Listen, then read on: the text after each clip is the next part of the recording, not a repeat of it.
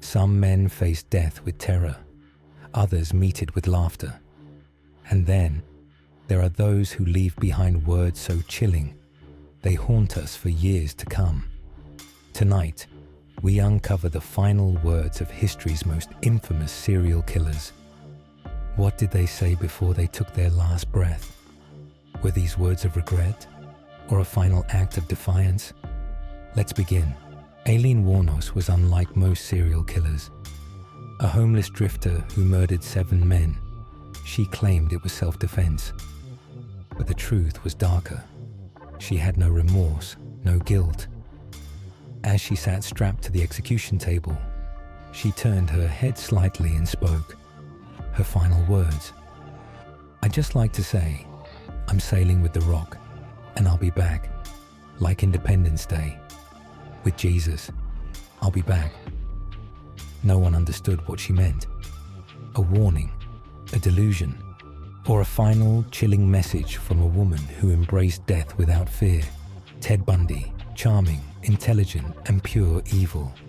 He confessed to murdering over 30 women, though the real number remains unknown. In his final moments, many expected a dramatic speech, a confession, maybe even an apology. Instead, his voice was soft, almost meaningless. "I'd like to give my love to my family and friends." And then silence. No remorse. No emotion. Just the words of a man who had played mind games until the very end. John Wayne Gacy, the killer clown. A man who hid his victims beneath his home. A predator who lured young boys into his trap. When the moment of his execution arrived, he showed no fear, no regret, no guilt.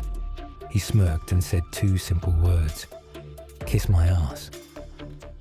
And just like that, one of the most sadistic killers in history was gone. But his words, they stayed. Carl Panzram was not afraid of death. He welcomed it. A brutal murderer who killed over 20 people. He despised humanity.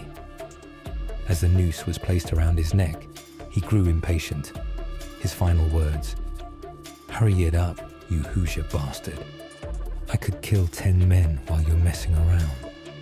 He laughed, and then the rope tightened. His life ended, but his hatred remained. Jeffrey Dahmer was different. He didn't just kill, he consumed his victims. The Milwaukee cannibal was sentenced to life in prison, but death came for him in another way. One morning, an inmate attacked him with a metal bar. As he lay bleeding, he whispered his final words: "I don't care if I live or die. Go ahead and kill me." Was this remorse, a surrender, or had he simply given up? We may never know.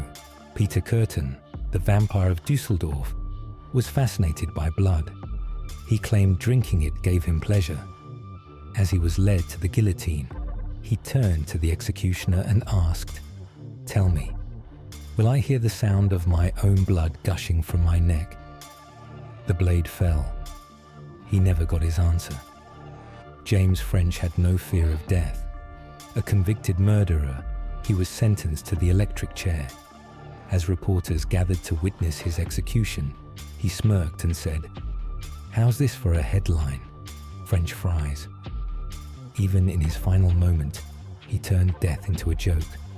The freeway killer, William Bonin, murdered at least 21 boys and young men. When asked for his last words, he simply sighed and said, "I'd rather be fishing."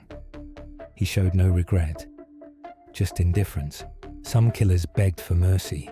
Some welcomed death. Others used their last words as a final act of defiance. But one thing is clear: most never felt remorse. Their words were chilling, meaningless, or disturbing. So I ask you, what do you think these final words tell us? Were these killers born evil, or made into monsters? Comment below.